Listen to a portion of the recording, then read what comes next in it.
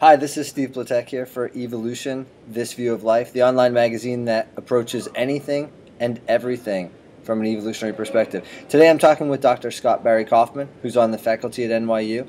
He's the co-founder of the Creativity Post and chief pedagogical advisor of the Future Project. Hey Scott, what's up? Hey, that was good. That was really good. So Scott, the first thing I've been asking everybody is, how did you get interested in evolutionary science, or in particular evolutionary science as it applies to behavior or psychological constructs? Good question. I mean, I was always interested in. I've always been interested in individual differences, right? Ever since I was like 10, and they thought I was a little mentally behind, we'll say, the other students. I had a learning disability. And I was always very interested in why just. What do you say? I doubt that highly.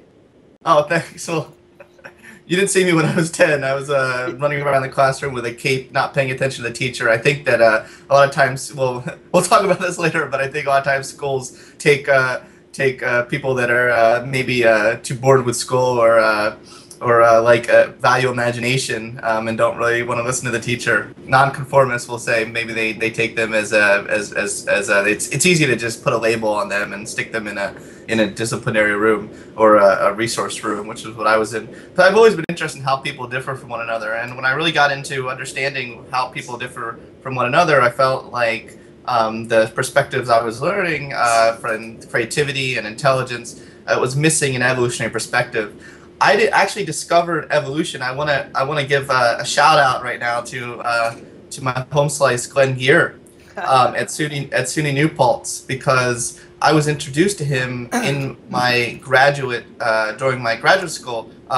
Dr. Mark Brackett, who studies emotional intelligence at Yale, was a contributor to this book that Glenn was editing on mating intelligence.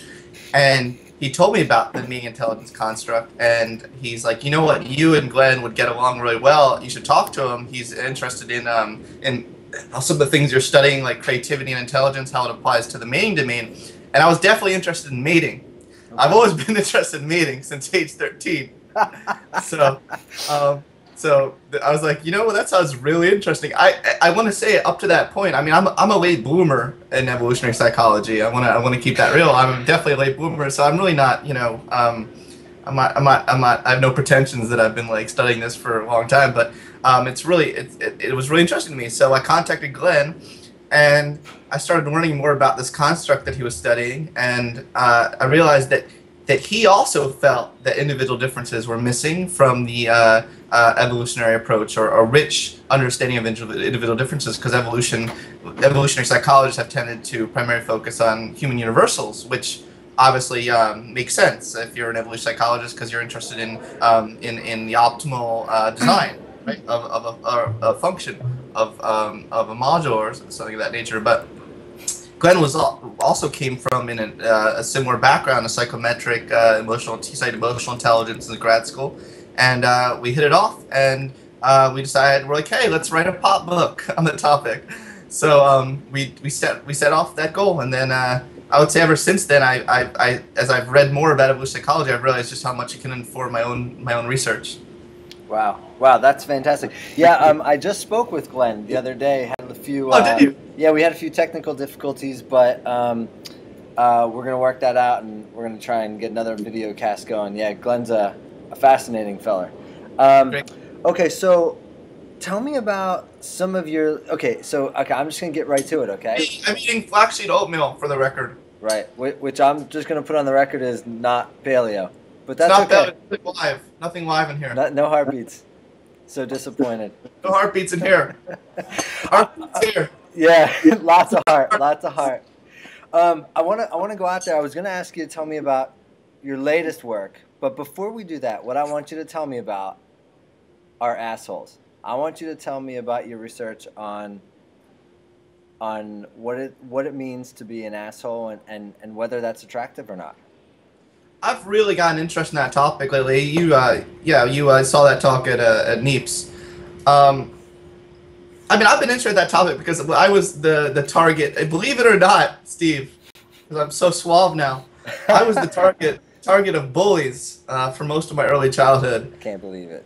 Well, they made me repeat third grade because they said I was too immature to go on to fourth grade. You know, you're really immature when you're too immature to go into fourth grade. But anyway, that aside, so all the kids were like, that they noticed that I was still in third grade when they were in fourth grade. So that was ripe for bullying, like, oh, look at retard bullying, whatever. When I was, everywhere. It was really, I'm like, I was kind of smiling, but it was really traumatic. Yeah.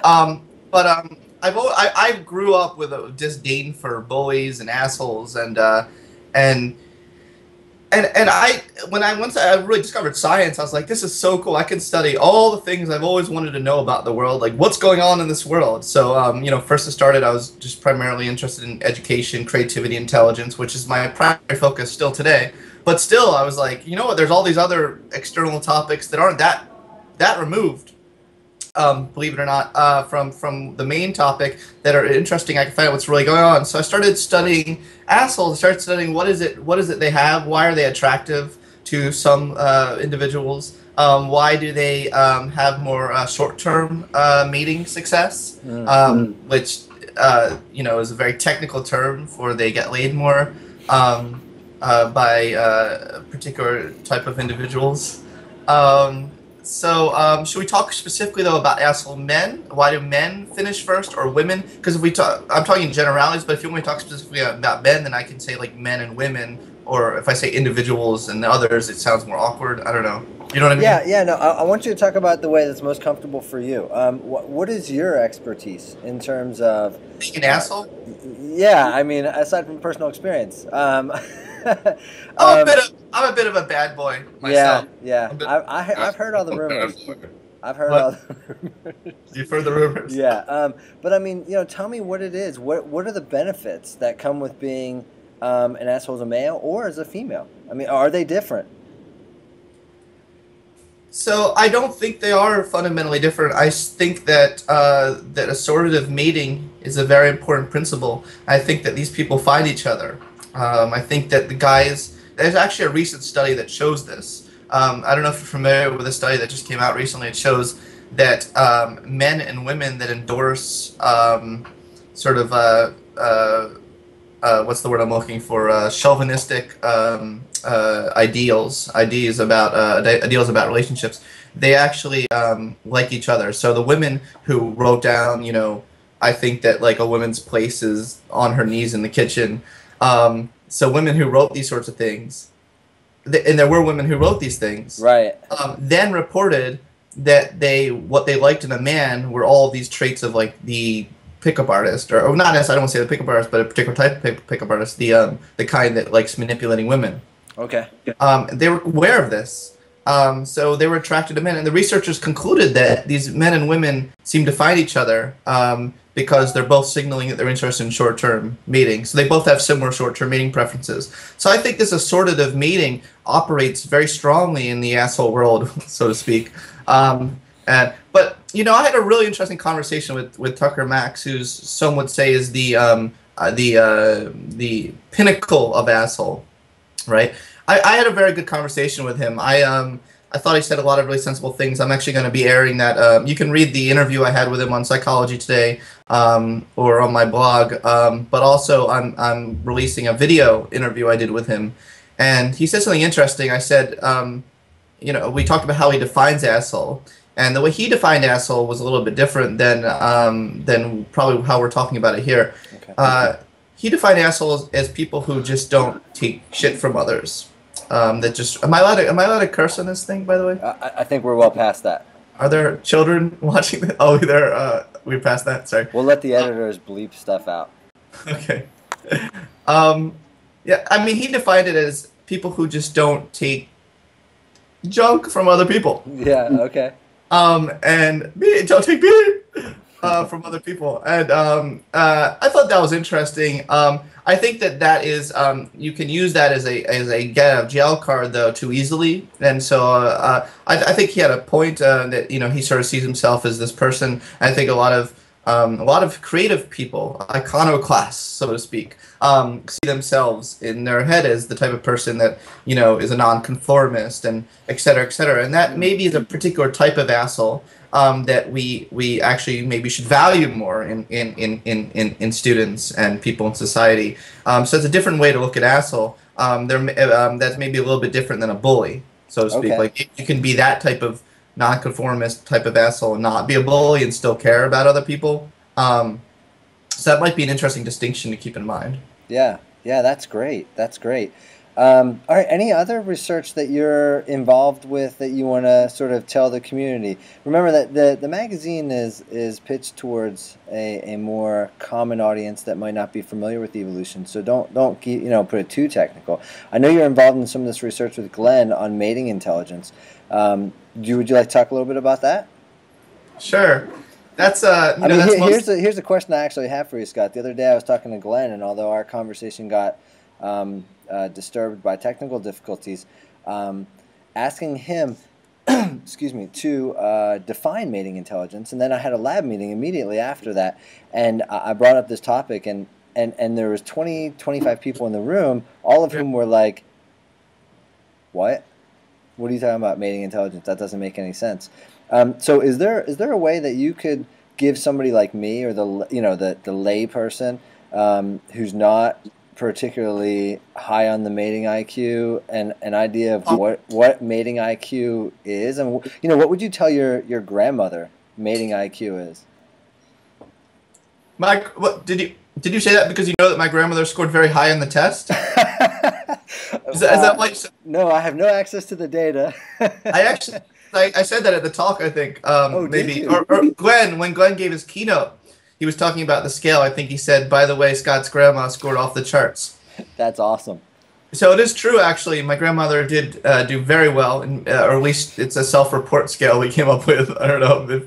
I don't want to think too much about it, but the thing is, it's not easy to define mating intelligence, and I think that's something Glenn and I are, quite frankly, going to have to work on when our book is released and we work the media circuit. Okay. We're gonna have to like come up with a good soundbite. Right now, we're basically defining it as the complete set of cognitive abilities, cognitive and personality traits that impact on mating success, that either increase your chances or decrease your chances. In a lot of ways, it's a scientific investigation of the traits and behaviors that are sexually attractive to both males and females, but moving away from the physical realm. So Glenn and I we bonded over many different things. One was that we thought individual differences was sorely lacking in evolutionary psychology, but we also saw too much of a focus on physical attraction, body symmetry, all these other things. Jeffrey Miller's Mating Mind book kind of paved the way for the mating intelligence construct, and then Glenn came up with the name for that construct, and so it was like, maybe we need to appreciate that the brain, not this afro, but the brain can be very conducive to sexual attraction, can be sexy. In a nutshell, the brain can be sexy. And there's been some really interesting research coming out recently, just in the past 5 years, along the lines of showing that humor is attractive, that creativity is attractive, that intelligence is attractive, and that there are all sorts of personality traits that increase or decrease your chances of short-term mating success. And that's where the asshole stuff comes in, because in our book we have a whole chapter, "Do Nice Guys Really Finish Last?" And in that, there are overlapping traits, like a Venn diagram. Is that technical? Is that technical? No, that's good. That's good. People know what a Venn diagram is. Yeah.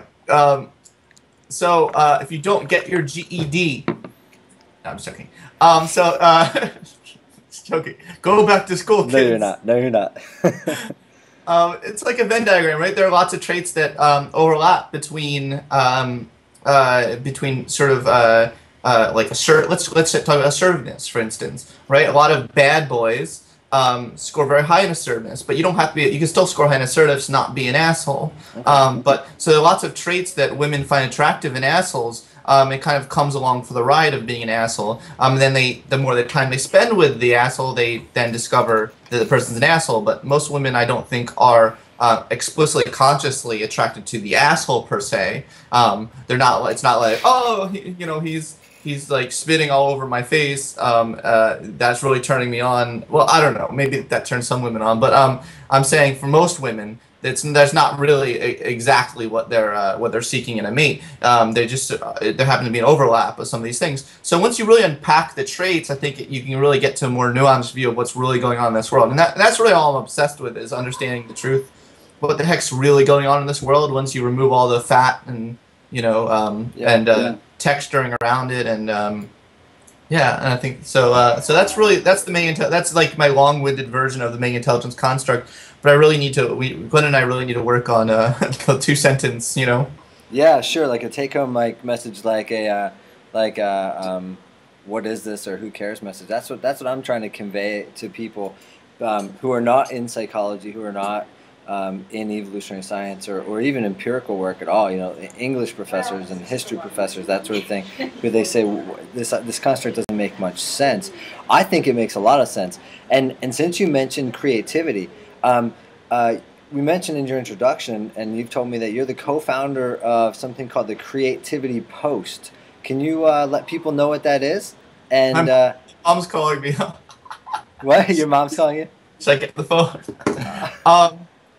I haven't talked to her in a couple of days. I think she's wondering how I'm doing here. Your question was, I was a little bit distracted. You were asking me about the Creativity Post? The Creativity Post. What is that, and what is your role in it? Well, it's a new. We have to work. Rewind. Me and my co-founders, Milena Fisher, and I don't know why I just cracked my voice, and Elliot Paul. We decided that there was a lot of just beep on the internet relating to creativity. A lot of just not well written, very fluffy articles like "Unleash the genius within you." It's within everyone. These sorts of things that weren't grounded in good science or even high quality writing. We wanted to have a sort of main post where we could feature the highest quality content on creativity, innovation, and imagination. And we wanted to go beyond that, but we wanted it to foster communication across various fields, such as business, art, psychology, philosophy, education. Each one of these fields, pop culture, we have about 10 domains. All these domains are interested in technology, another one. They're interested in creativity in their own way. But we thought we could foster crosstalk amongst all of these different areas. And once this crosstalk is going, we wanted to create a new framework. We're calling it the Creativity Studies, a new framework for understanding creativity across society and all different perspectives. And evolutionary psychology, by the way, is definitely part of it. I need to answer the door that has just been knocked at. Okay. So can you can't pause, or I don't know? Yeah, sure. We can hang on a second. Just 1 second. Okay. I'll be right back. Hey, how's it going? Good morning. I'm in the middle of a TV interview. I mean, come in, Okay. please come. You can say hi. You can say hi to them. Here, let me introduce you to my friends here. Are you recording this, Steve? Right Yes, I am. Okay. Okay. It's okay. No, my awesome people have arrived, but I don't know if they want to be on the TV. So yeah, I'll be done soon. Okay. Okay. So where were we, Steve? The Creativity Project. So it sounds like what you're doing is creating a repository for people to talk about creativity across multiple domains, in much the same way that the Evolutionary Studies Consortium out of Binghamton and New Paltz and evolutionary science in general has sort of created a framework for understanding the biological world. You're creating a framework for perhaps creating what you were calling crosstalk or interdisciplinary work for creative thought. That's absolutely right. I mean, I think everyone's interested in how can they be more innovative in their own field. How can they be more creative? Businesses are very interested in this topic. Businesses are very interested in, and I've become interested in the business world and how we can organize and structure business environments so that they are more creative. But then there's also, I think, that educational reform is in the air right now. this is another topic that's very near and dear to my heart. I think that that most people are sensing that education is not getting the best out of the students, out of any student, including gifted students, including, Sure. I mean, no one is getting the, I should say gifted students, those that that are labeled as gifted. But even those with learning disabilities, it's not getting, it's there, or even those in the middle. So an answer to that is promoting creativity in education, and this is something that Sir Ken Robinson has talked about a lot, and other research and other psychologists. Awesome. Real quick, yeah. Before we go, Sure. tell me about the Future Project. What is the Future Project? I'd love to, yeah. So it's one thing to talk about educational reform and how you you think that's important, but it's another to actually go out and do something about it. And I've been blessed by the opportunity to be the chief advisor of a new educational reform movement. It's the nation's first inspiration movement, where the goal is to inspire students to have passion for something, and there's no, without the having to be tested for it. You know, you don't have to take like a 4-item test to assess your passion again to the program. So it is, you're pairing students with mentors, and students can create a future project. And so the website address is thefutureproject.org, and I think it's going to be revolutionary. I really do. I believe it's going to be it's definitely the wave of the future of how we need to get the best out of students, is allow them to own, take control of their learning environment, allow them to take their own unique. Everyone has individual differences, their own constellation of traits and abilities and interests and passions, and work with what they are bringing to the table, as opposed to this teacher-student relationship, which is I think is very outdated and doesn't allow students to feel autonomy or self-efficacy or all these things that psychologists know are important for success and creativity in life and greatness. Wow. Is this for high school, middle school, college students? We're starting off in 3 different schools, and it's primarily high school students that we're starting off with. But we do hope, I mean, the vision someday, these guys are great that I'm working with. These guys, I'm using that as for guys and girls, right? So these people that I'm working with, they're not all guys. I should say that, but they're really great people, and they have a lot of energy and enthusiasm themselves, which I know will only help inspire the kids. And we're starting off in 3 different states, New Haven, Washington D.C., and New York. But we hope to, and we're starting with low-income students because we think they're in need of this the most right now. But because we are on a limited budget, but eventually someday we would like to spread across all high schools or all around the nation, and then all middle schools, and then, I mean, everywhere. The more we can spread, I mean, our idea would be if every single student is creating a future product that helps the community. That's one of the one of the requirements, is that you can't just have a project, but it has to help the community. Hopefully it'll spread all across the nation, and then you'll have every single student doing something to help the world. I can't imagine anything better than that, to be honest. Wow, that sounds awesome. Scott, we're out of time, but I want to say it's a pleasure talking to you, and maybe we'll have another chat in the future where we can go into a little bit more detail about the application of the Futures Project. That sounds great, Steve. It was great talking to you. All right, same here.